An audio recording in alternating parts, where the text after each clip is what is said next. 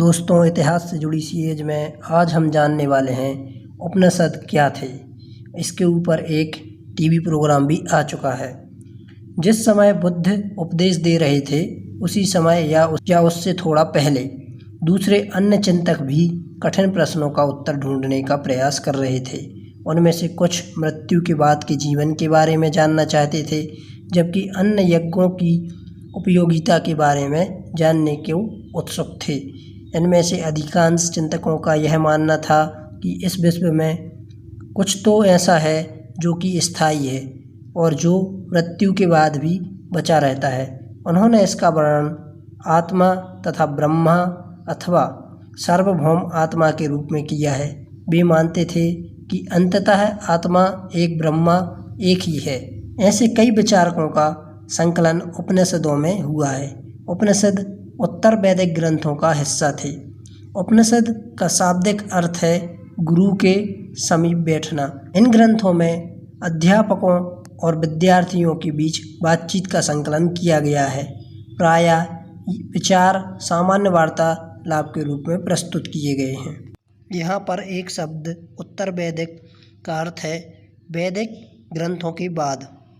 उपनिषदों के अनुसार भारतीय दर्शन की 6 पद्धतियाँ हैं। षड दर्शन सदियों से भारत द्वारा सत्य की बौद्धिक खोज का प्रतिनिधित्व दर्शन की 6 शाखाओं ने किया है।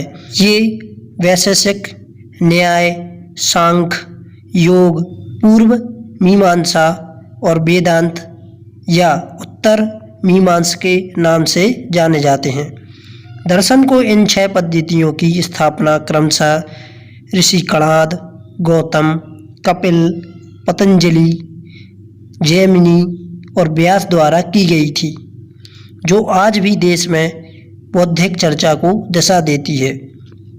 जर्मन मूल के ब्रिटिश भारतीय विद फ्रेडरिक मैक्स मूलर के अनुसार दर्शन की इन 6 शाखाओं का विकास कई पीढ़ियों के दौरान व्यक्तिगत विचारों के योगदान से हुआ। यद्यपि एक दूसरे से भिन्न दिखते हैं, तथापि सत्य की इनकी समझ में आधारभूत तालमेल है। उपनिषदों से जुड़े ग्रंथों में एक कहानी बुद्धिमान भिखारी की है। यह वार्तालाप छंदो उपनिषद नामक प्रसिद्ध उपनिषद की एक कहानी पर आधारित है। शौनक व अभिप्रतारिण नामक 2 ऋषि सार्वभौम आत्मा की उपासना करते थे। एक बार जो ही वे भोजन करने के लिए बैठे, एक भिखारी आया और भोजन मांगने लगा। शौनक ने कहा, हम तुम्हें कुछ नहीं दे सकते। भिखारी ने पूछा, विद्वान जन, आप किसकी उपासना करते हैं? अभिप्रतारिण ने उत्तर दिया, सार्वभौम आत्मा की।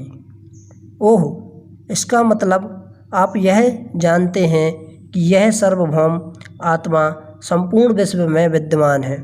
ऋषि ने कहा, हाँ, हम यह जानते हैं।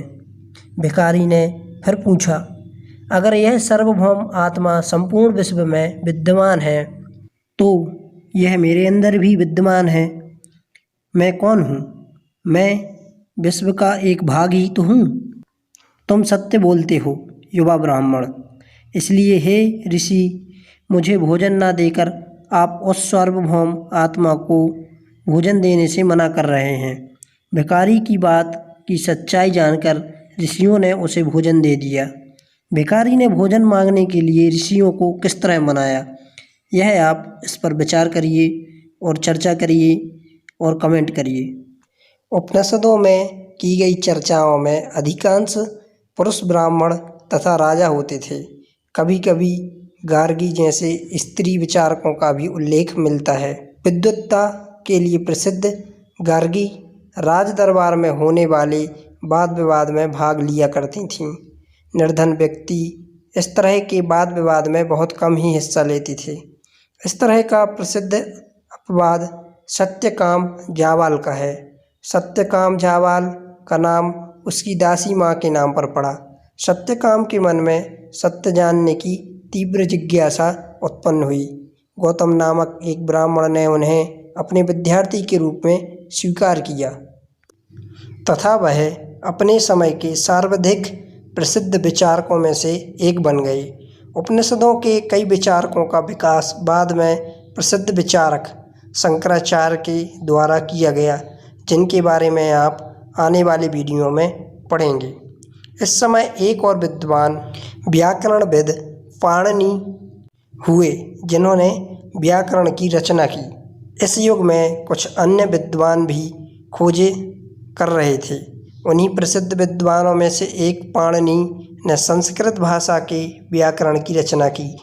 उन्होंने स्वरों तथा व्यंजनों को एक विशेष क्रम में रखकर उनके आधार पर सूत्रों की रचना की। ये सूत्र बीजगणित के सूत्रों से काफ़ी मिलते जुलते हैं। इसका प्रयोग उन्होंने संस्कृत भाषा की प्रयोग के नियम लघु सूत्रों लगभग 3000 के रूप में लिखे। इन वीडियो के बारे में अपने विचार कमेंट में बताएं ताकि और सुधार किया जा सके। अगले वीडियो में हम जैन धर्म के बारे में जानकारी हासिल करेंगे। धन्यवाद।